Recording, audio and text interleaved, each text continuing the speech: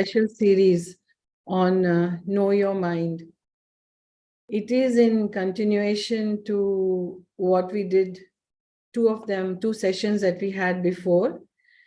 And I'm Dr. Sajni Vaidya, and it is my humble effort to share with you whatever I've learned during my study of the yogic philosophy and Patanjali Yoga Sutras.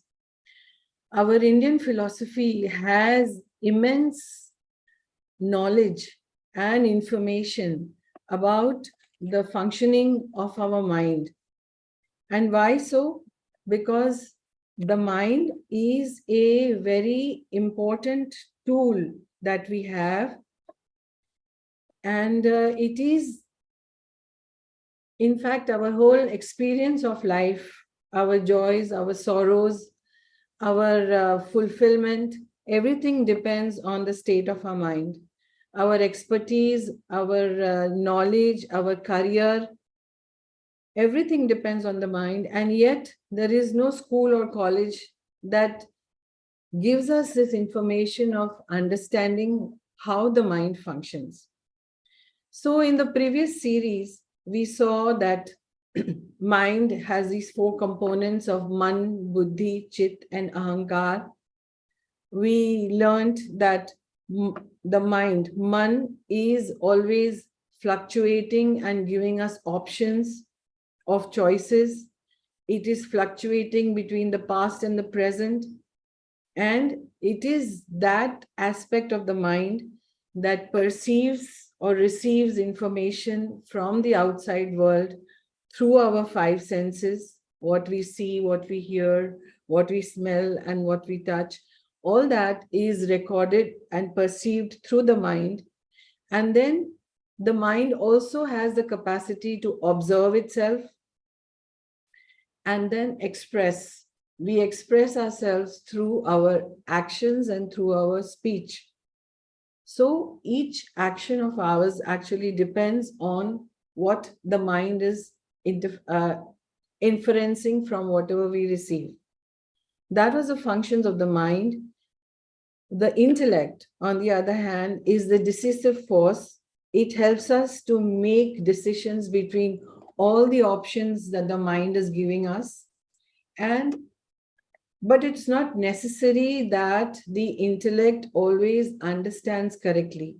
Sometimes the intellect is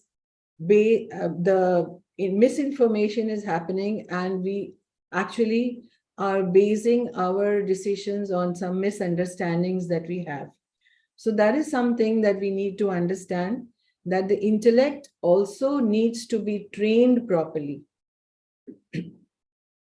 The intellect has the capacity to make judgments, and it also has a capacity to apply logic and justify whatever we do.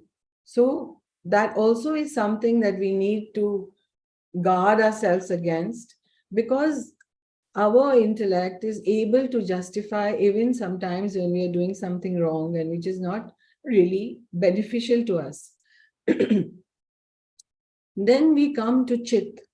Chit is that silo of memory where all the imprints and impressions of our experiences get registered.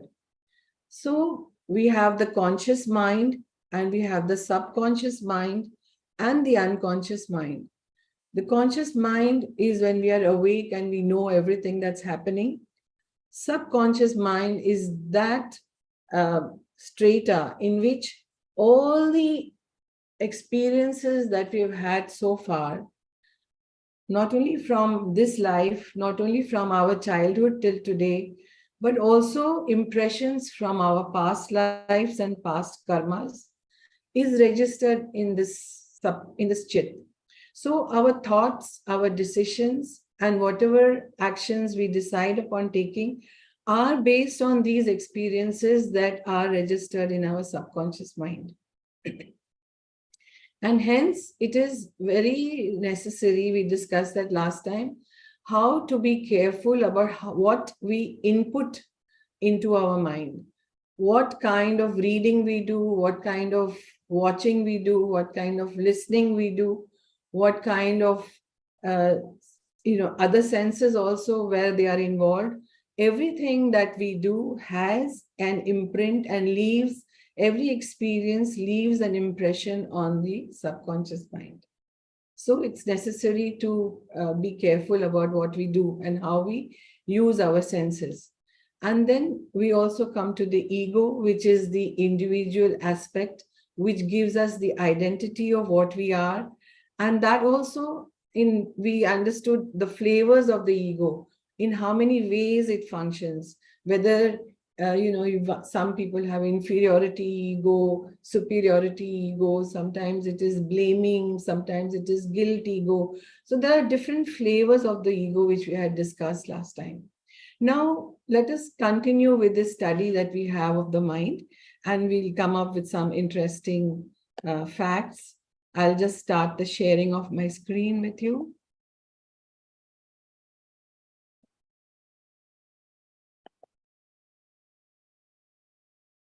Yeah, so you can see my screen, I hope. Right. So mental health actually would include emotional, social, and psychological well-being. However, a common perception is that mental health is absence of any mental disorder. We normally think that, okay, if we are not in the mental asylum, we are fine. But actually speaking, at what level we are living our lives and what experiences we are having can definitely be improved. And that again depends on our understanding of the functioning of the mind. A healthy mind would be one which is calm, clear, detached, with controlled emotions, and does not get easily disturbed. So, this is what actually the yogic techniques and the yogic science help us to do.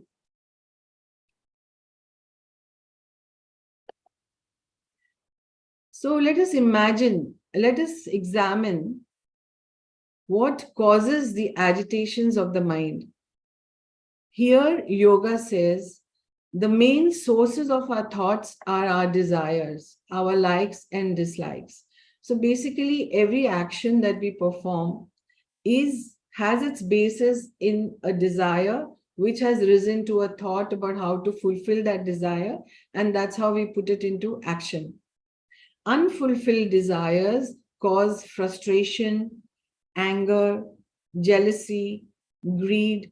So when we set out to do something or get something and we don't get it, we come up with these kind of emotions which cause agitations of the mind. When such a mind overpowers you, one thinks and acts wrongly, gets deluded, and will not be able to see repercussions. So basically, if we in an emotional outburst say something which is not, complimentary to the other person, we insult a person in anger, or we do something that is not really right and regret it later, because at that particular time we have only reacted to our emotions and not taken a step back to think about what we are actually doing and what the consequences of that action will be. So let us see what are the causes of misery and what are the causes of agitations of the mind.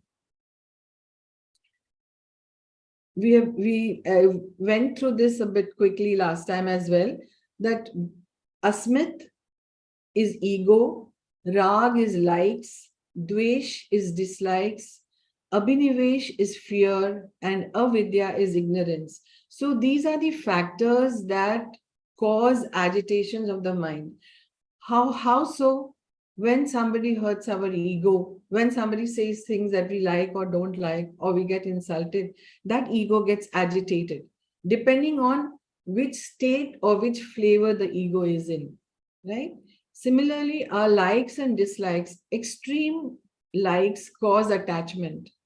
And if you lose something that you're very attached to, it is going to cause you misery.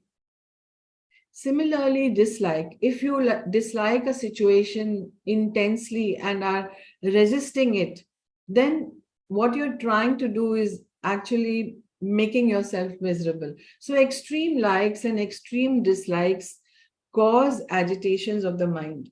So, when this happens to us, we need to understand that The reason behind this agitation or this misery is this extreme attachment or extreme hatred for something. Then Abhinivesh, fear is of the unknown. Fear is mostly of death. Fear is of what might happen in the future. And an anxious mind creates fear. So, again, one needs to understand that this fear of mine has any basis or not. And once you understand the true nature of our passing away from this world, also, we can overcome these intense fears that can cause so much of agitation to the mind. Fear of the unknown, fear of the future, how much of anxiety that we keep with us. So, understanding these flavors can help us to overcome unnecessary, unwanted agitations of the mind. 90% of the agitations in the mind are baseless and not necessary at all. But we keep thinking over these things and making ourselves uncomfortable and miserable. Avidya is ignorance, ignorance of the truth, ignorance of not knowing the facts of a situation properly, ignorance of the true nature of our own self. All these factors can cause misery to the mind. Miseries, avidya, ignorance is the source of all miseries. It can be active, it can be dormant, it can be weakened, or it can be interrupted. So it means that it's not necessary that we are in ignorance at all times, but sometimes it is present, sometimes absent. Sometimes we can use our wisdom and overcome certain situations, but what causes is lack of vivek. And what is vivek? Vivek, according to yoga, is the ability to know right from wrong, to know the difference between what is the truth and what is untruth. When we develop that, then our ignorance decreases and our wisdom increases. Rag is intense craving, wanting to repeat the experience of joy. If I have enjoyed having an ice cream and I love that, I want to have it over and over again. If I have enjoyed visiting a place, I get attached to that and I want to repeat that experience over and over again. So that craving, when it is not satisfied, can again cause misery to the mind. All obsessions are based on cravings. We are talking about extreme emotions. You know, normal emotions we all have, but when it becomes extreme, when it becomes a craving, when it becomes an obsession, then it causes misery. Its basis is in pleasure, a presumption that happiness is based on external circumstances. We all know that happiness is basically based within us. And again, it depends on the state of your mind and how we manage that mind. Nothing in the external circumstances, either a place or a thing or a person, can cause you misery if you don't want them to. It is because we allow this to happen that it happens to us. So we are giving the command of our mind to somebody else. When we say, okay, if you insult me, I get agitated, I have given the command to that person, I have given the power to that person to make me unhappy. But if we understand that happiness and happiness is my doing, whether I get happy or unhappy over whatever has happened, is entirely within my mind, then one can overcome this.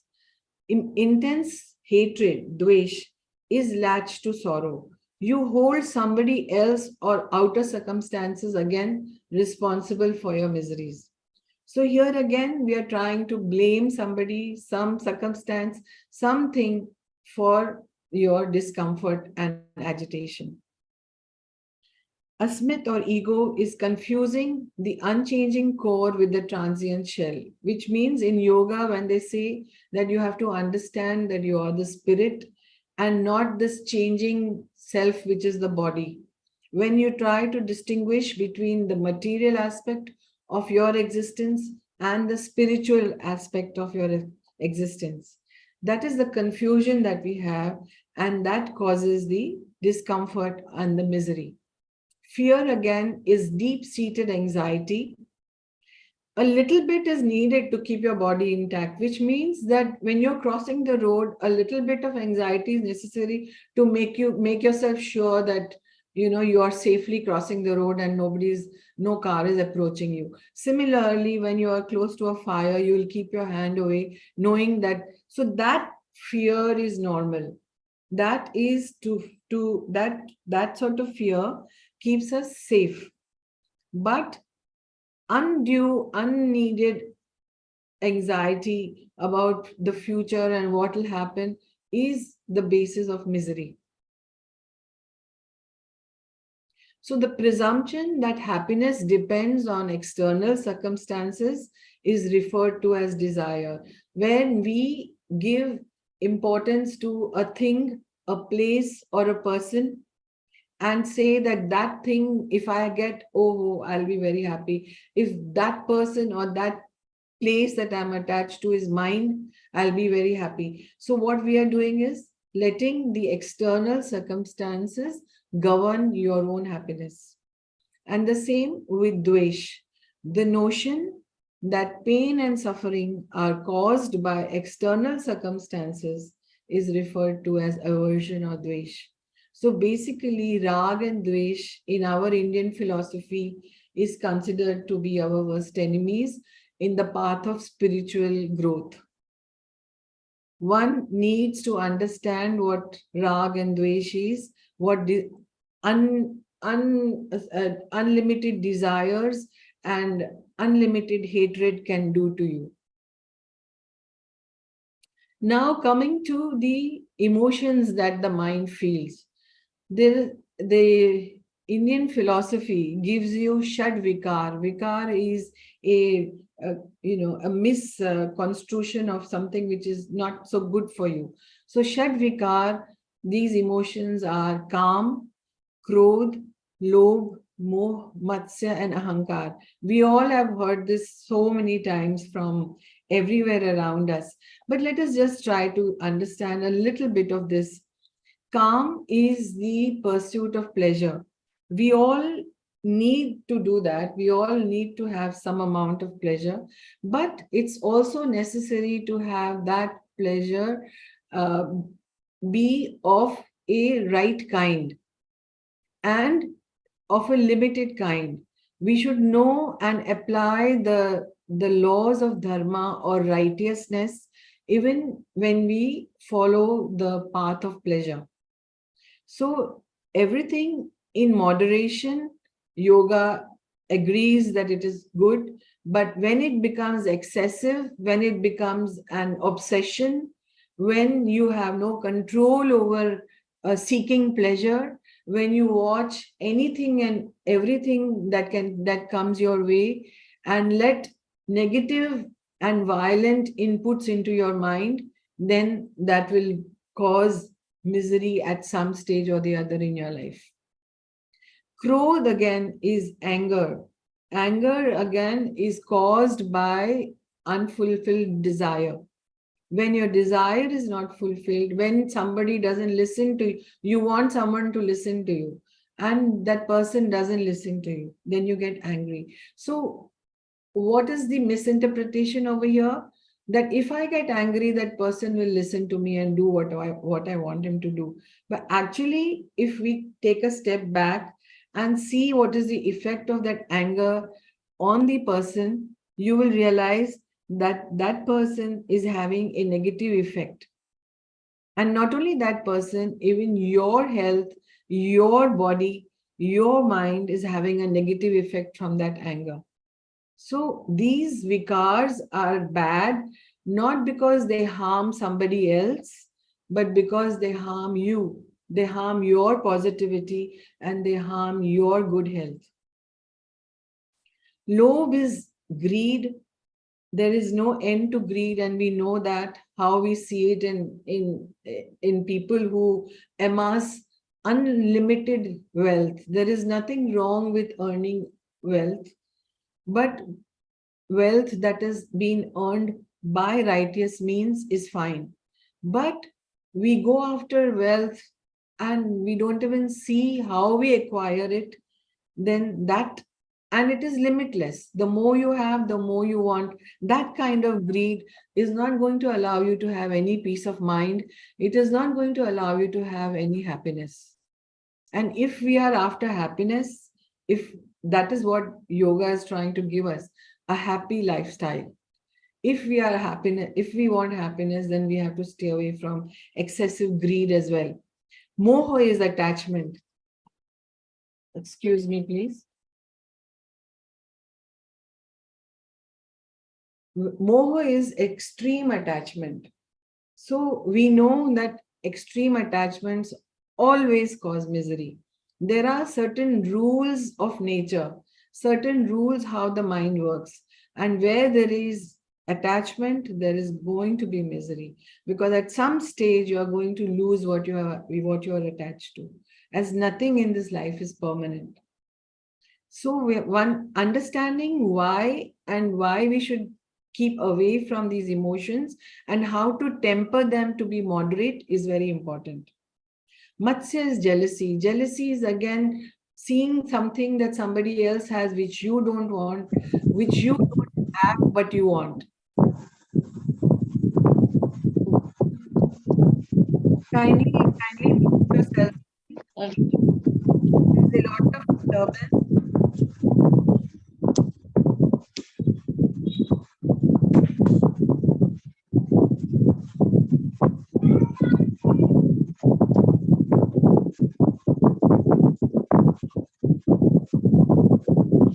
We will have questions later at the end of the session. So please bear with me. Yeah, please mute yourselves. Thank you. We will have questions. We will have a discussion at the end of the talk.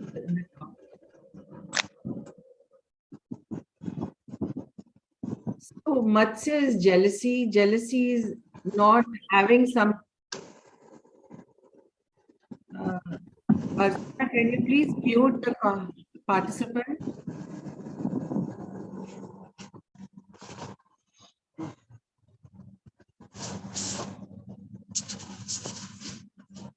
Matsya is jealousy. Jealousy again is a negative connotation, and it is giving you misery because it is not going to. I'm sorry, but there's a lot of disturbance. Can you all please mute yourselves? Thank you. And the last is ahankar. So we just discussed what ego does to us. And these are the 6 vikars that have been described in the yogic literature. So unfulfilled desire causes anger. Anger causes delusion. Delusion causes confusion and loss of reason. And because of that, you lose your discrimination and you act and do something that you regret, which can cause complete ruin to you as well. Here, this slide just gives you a little idea about anger.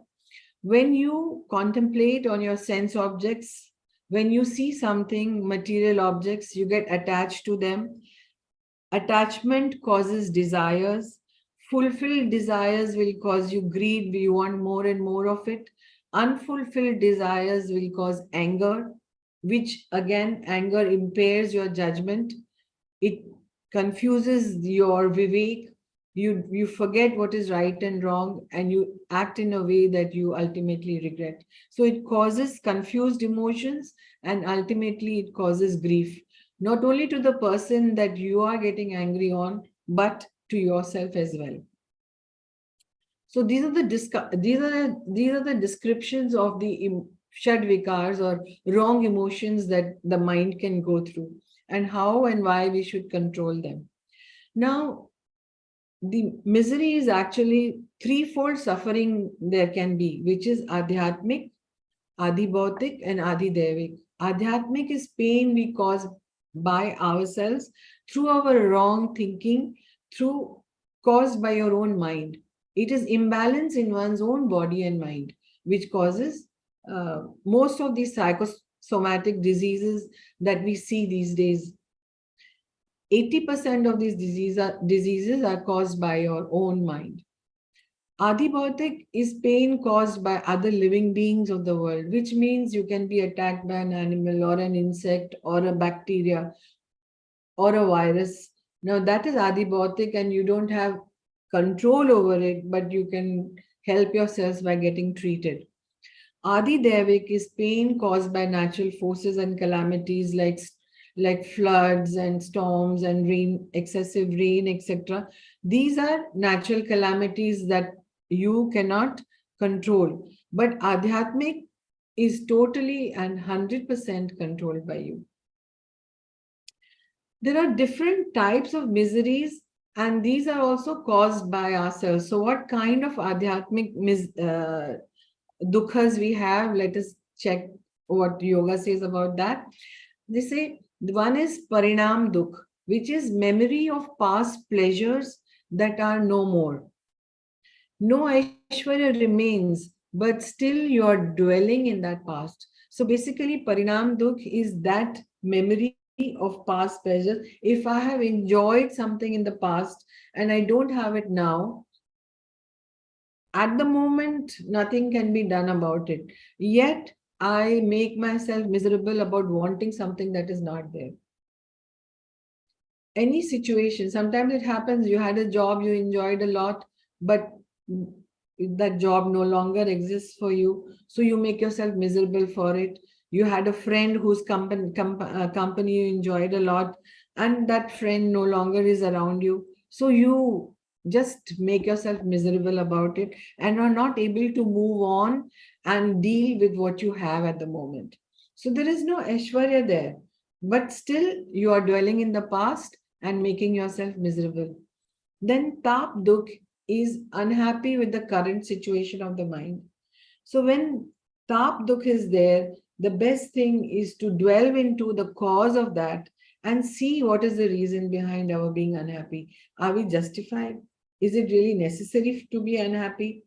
And the true nature of the mind is such that it will always want to be happy. The choice that our inner self always wants to do is happiness. And that goes for each and every one of us. Nobody wants unhappiness. And that's why we are trying to learn how to be happy, right? Sanskar dukh is when your memory of misery becomes your nature. So something has caused you unhappiness. You keep complaining about it over and over and over again. You lost something and you are not able to find it, some big chunk of jewelry or big treasure of yours, and you are not able to get over it at all. So whatever is gone, but you're spoiling your present also because you are not able to forget that. And when you dwell on misery, when you make yourself unhappy over and over again over the same circumstances, what happens is that it gets imprinted in your subconscious mind and it becomes your habit, it becomes your sanskar. How are habits formed? When we do any repeated action, it becomes a set thing in your lifestyle, like brushing our teeth. We get up in the morning and brush our teeth. Why? Because we repeated that action in our childhood over and over again. It is now set in our mind, it is imprinted in our subconscious. That is what, again, repetition of that habit will become your sanskar, which means that you are not only going to have this habit in this life, but you're going to carry that sanskar to your next life as well. We know that our Indian philosophy is based on rebirth and law of karma. So, our present state of mind, our present thought patterns, our present tendencies are based on what we have brought with us from our previous lives. And if we don't improve upon that, and if we don't take time to understand how the mind is working and to choose a proper state of mind and get rid of our miseries in this lifetime, then we will not be able to do that, and we'll carry these same imprints of misery to our next life as well. And it becomes your nature. So, the purpose of yoga and spirituality is to prevent misery from happening. How does misery happen?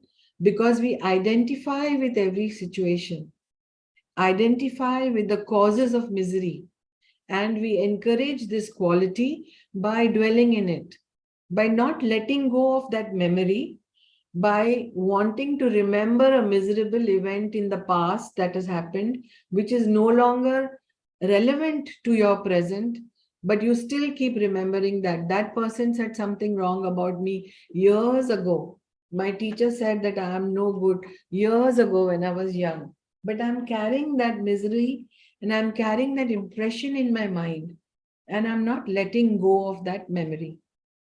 Misery is a state of being of our own choosing by our own sanskars. So, if we understand this, we can correct this situation right here, right now. Just by understanding the cause of misery, we will be able to get rid of it. We are not what is happening to us. Do not identify with the cause of misery. Remove yourself away from it. We need to understand that whatever situation is happening is not what we are all the time.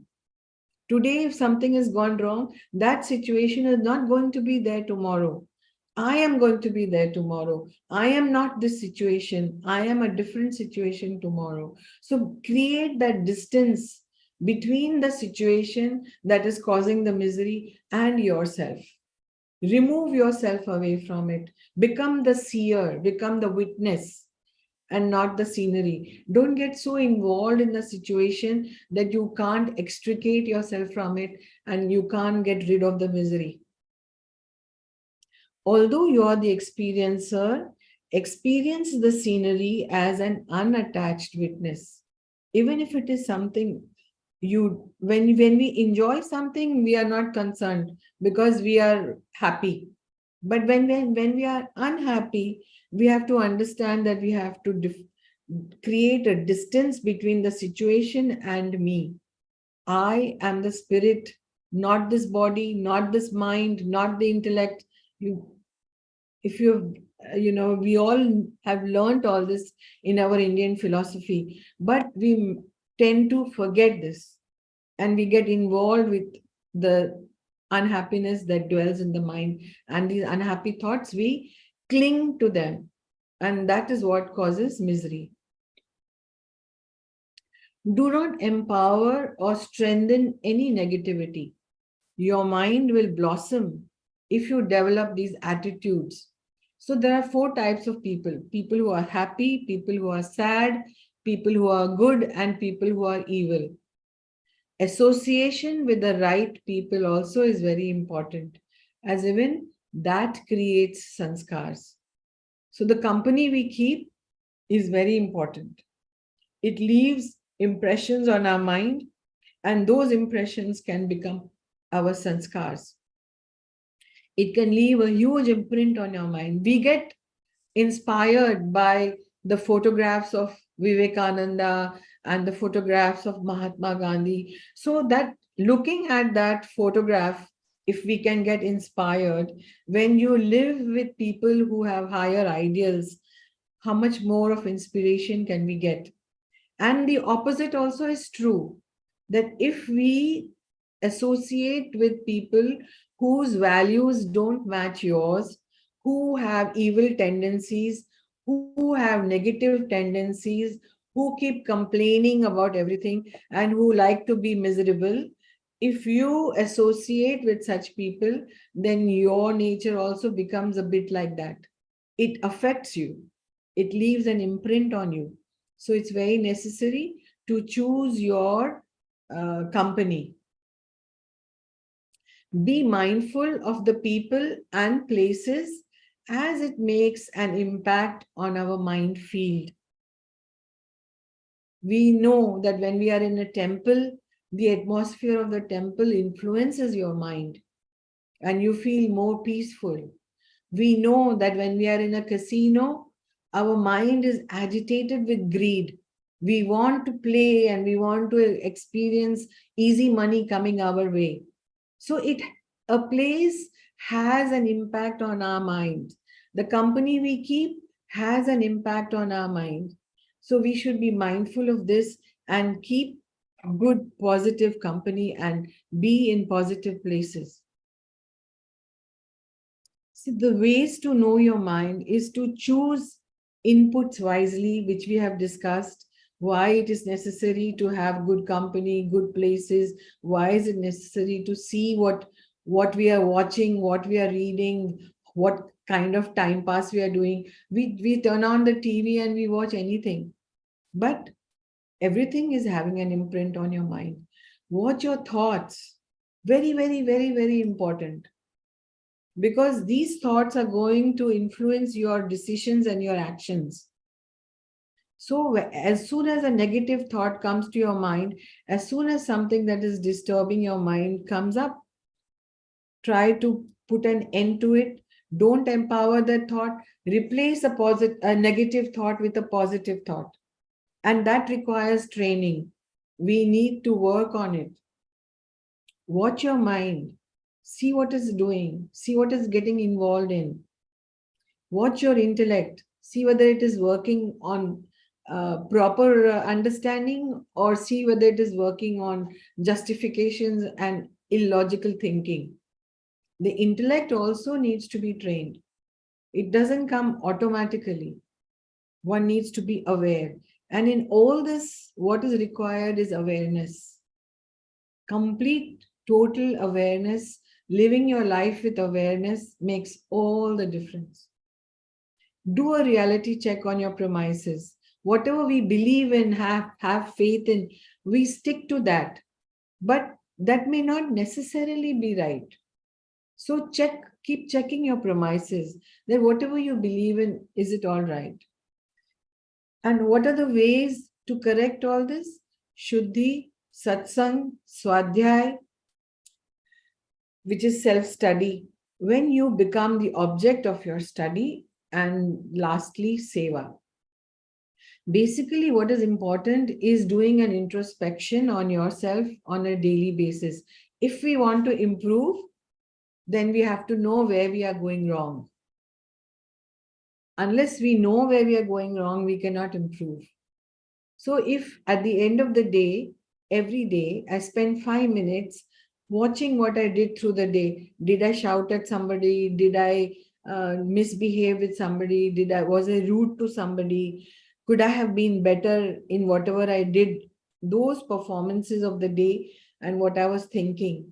If we get into the habit of doing that, then we can catch ourselves at a point where we are going wrong, and what is causing the agitation of the mind and what is causing the misery. Knowing that, and then satsang is of course good company. Shuddhi is purification of the mind, which is important. If you want to grow spiritually, if you want to grow as a person, as a good person, then one needs to purify one's thoughts as well. And seva, whenever we do something good for somebody else without any personal interest, the satisfaction and happiness that it gives you is amazing. So the more you focus on now, your mind starts becoming stable. Now, how do we handle these? And our minds is what we are looking at. Mind is a very, very powerful tool. And once we understand how to work on that mind, we can work wonders with it. So let us try and understand how we can change this setting that we have. The mind has the function of either being in the future or the past. So you can either get anxious about the future or be miserable remembering something about the past. So what our focus should be is the present moment, right now. We have the capacity in our mind to initiate any emotion right now. If you want to feel love right now, nobody can stop you. If you want to feel pleasure right now, you just make up your mind, I want to feel good. Who can stop you? Nobody. If you want to feel courageous at that particular point, it is absolutely possible for our mind to become that. All we need to do is to set the mind to do that. Secondly, you can give up or change any emotion you may be feeling right now. Just try it with yourself. If you're feeling sad and you make a decision to, you make a choice to not feel sad, nobody can stop you. Immediately it happens. The switch happens immediately. And what is required is what? Your choice. That you make the choice to be happy, not sad. Repetition of the same thought or emotion can become a habit. So remember, if you keep repeating a miserable thought, you're enforcing misery. So if you want to be happy, create happy thoughts and keep repeating those happy thoughts within yourself. I am good, I am happy, I am strong. All these reinforcements that we do on our mind works wonders. It does work. You also have the choice to give up that habit. If we have a negative habit, the choice of changing that habit is ours. So basically, all we need to do is to make that choice of changing the negative within us, changing the miserable within us, and practicing daily on this. Awareness, again, is what is important. These we have discussed before are attitudes of the mind that can make you happy all the time, which is friendliness, compassion, encouraging good work when you see it in others so that you have less of jealousy, and not having expectations from others, and not dwelling on the negativities of others. Be indifferent to what you don't like, rather than excited and unhappy and agitated. So these are certain things that we need to understand. Once that awareness comes within us, once we know this knowledge, once we seek such kind of knowledge, we need to process it within ourselves. We have to do chintan, we have to do manan, and then we have to adopt it. That is nidhi dhyasam. So our Indian philosophy tells you that when you are getting positive knowledge from anywhere, you process it in your mind, think about it, remember it, and then apply it when required.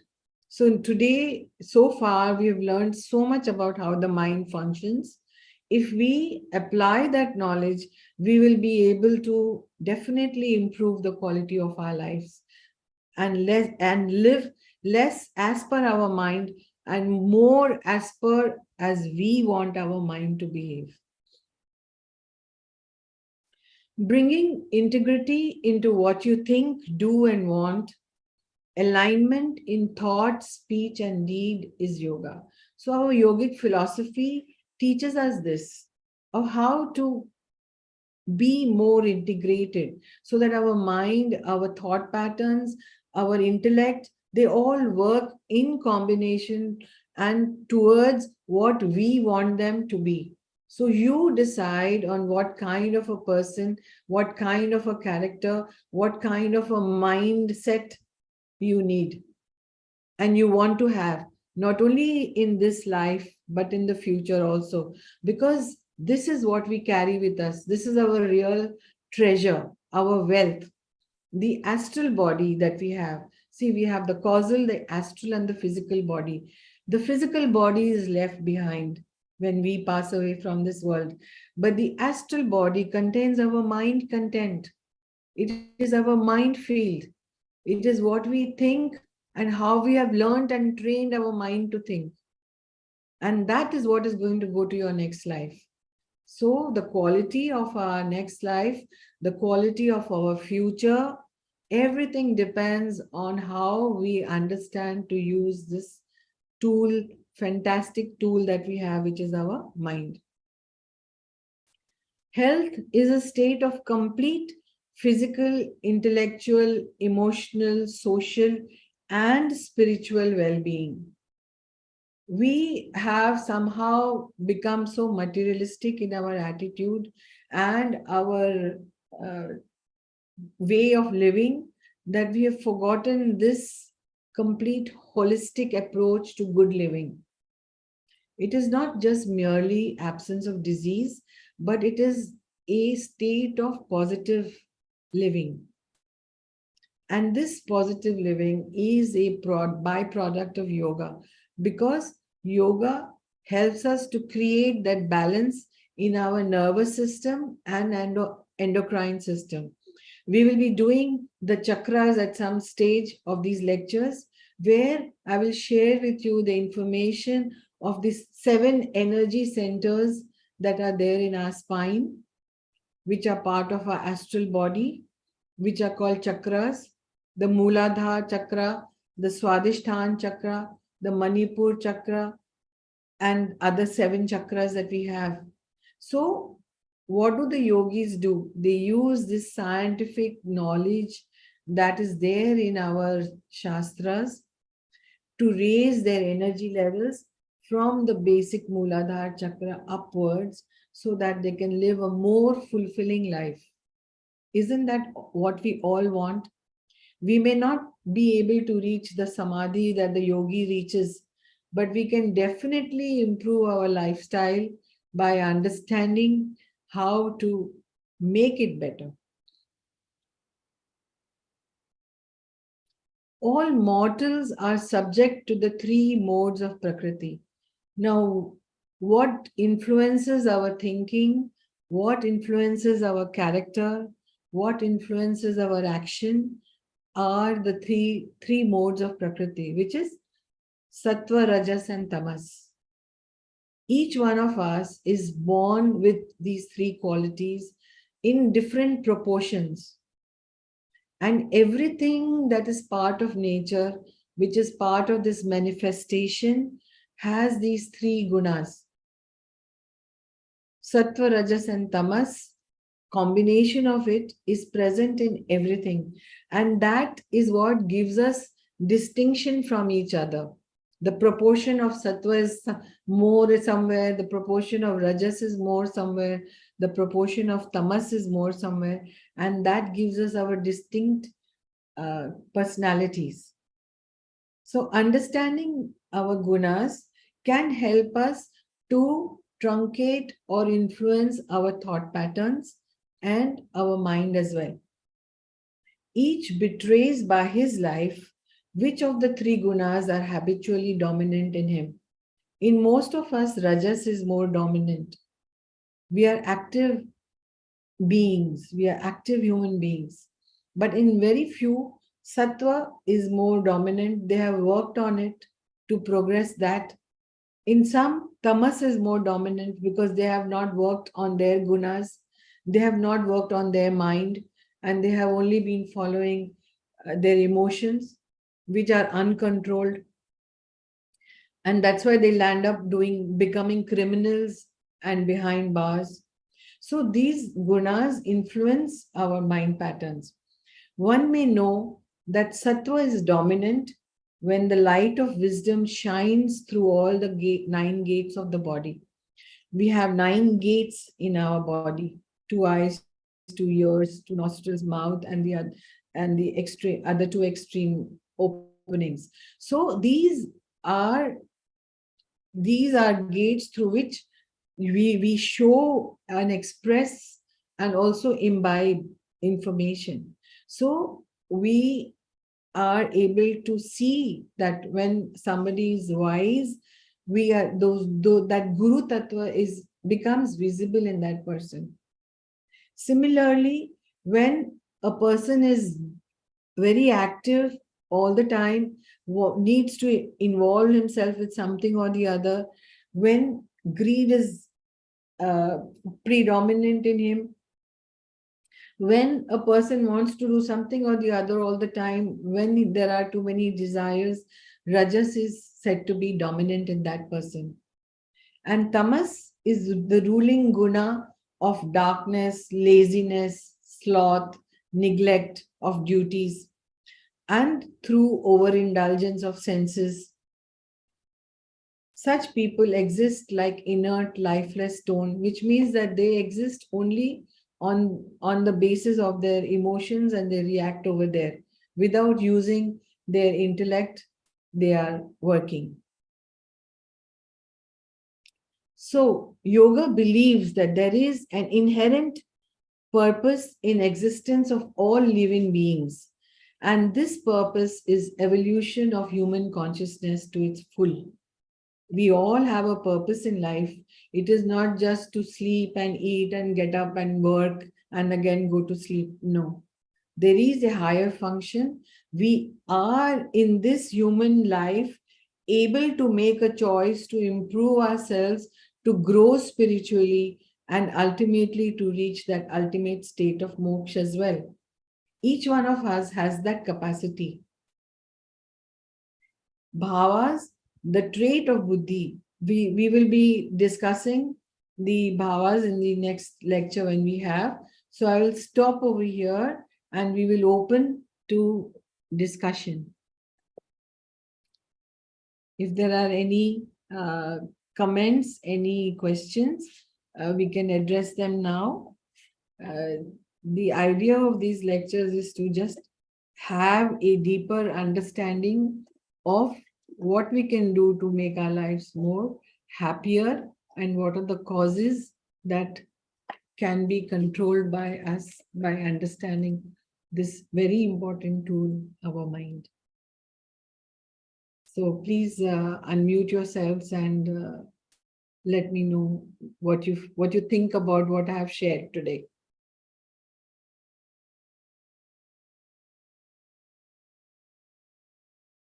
Any one of you? I would like to know your reactions. I would like to know if whatever I have shared with you has helped you in any way. Good evening, Sajni ji. Good evening. Actually, it was wonderful, but very, very nice and enlightening to talk. And everything, I mean, I think you almost in nutshell, you covered everything. So, and it's really true कि इस philosophical attitude को अगर हम life में really में अगर adopt करते हैं तो हमारी practical life में बहुत type की जो worries हैं और वो हैं उनसे हम बोल सकते हैं. बस एक ही चीज मेरे को लगती है कि I think as you age, क्योंकि हम रहते तो इसी बॉडी के अंदर हैं. We are of course we are not body, but still we are in this body. So I think especially because of today's, I mean, circumstances and all that, where I mean, ये families जो हैं वो joint families नहीं रही, nuclear families हो गई. As you old and in your insecurities, suppose even I think in educated, like I am also included in that, educated, especially women, though they are educated, they are not able to deal with financial matters and all. So कई ऐसे insecurities होती हैं जो उससे भी I think if you use this attitude spiritual way करके धीरे धीरे आपकी worries जरूर कम होती हैं. But practically as you age, diseases physical होती हैं और ये करती हैं, तो I think that's a big cause of worry. I mean, आज के समय में जब Definitely, it is a big cause of worry. Each one of us goes through such phases, and there are different situations for everyone. But I feel that following this philosophy, of spirituality from beginning, like I mean, I'm talking about myself. I read all this much later in my life. And I keep thinking that if this information was available to me when I was younger, then maybe my life would have been more fulfilling, than it is. So that's why I try to share this information, that the earlier we understand the presence of the Lord in our life, the earlier we understand the significance of spirituality, because our lives are totally materialistic now. So much more that we have forgotten that connection, you know. And even practically speaking, when we apply this knowledge of managing the mind, it definitely helps us to be more calm and composed. And if I am more calm and composed and less anxious, then I am Definitely. able to find better solutions to my problems than if I am agitated and anxious and fearful. And दूसरों के लिए भी support system बन पाएंगे तभी. जी बिल्कुल. Yeah, अपने yeah. Questions भी ढूंढ पाते हैं और दूसरों को भी सपोर्ट कर सकते हैं. And at any stage there is no end to learning, you know. I feel हम at whatever age we realize certain things only now because we have gone through so much. हमारा experience है वो हमें बताता है और हमें सिखाता भी है. लेकिन ये जो बातें हैं वो धीरे धीरे अवेयरनेस से भी आती हैं. अवेयरनेस से भी आते हैं. और एक्चुअली क्या है, एक्चुअली इस आपकी जो ये थ्योरी उसको थोड़ा सा, क्योंकि मेरा तो क्या है सब्जेक्ट पे फिलोसफी रहा है और वो एटीट्यूड भी फिलोसॉफिकल, मतलब वो है लाइफ को देखने का ये करके. तो पर हाँ, I think as we age with experience ही बहुत लोगों की ये सारी चीजें लाइफ में आ जाती हैं. थ्योरेटिकली उसे समझना थोड़ा सा.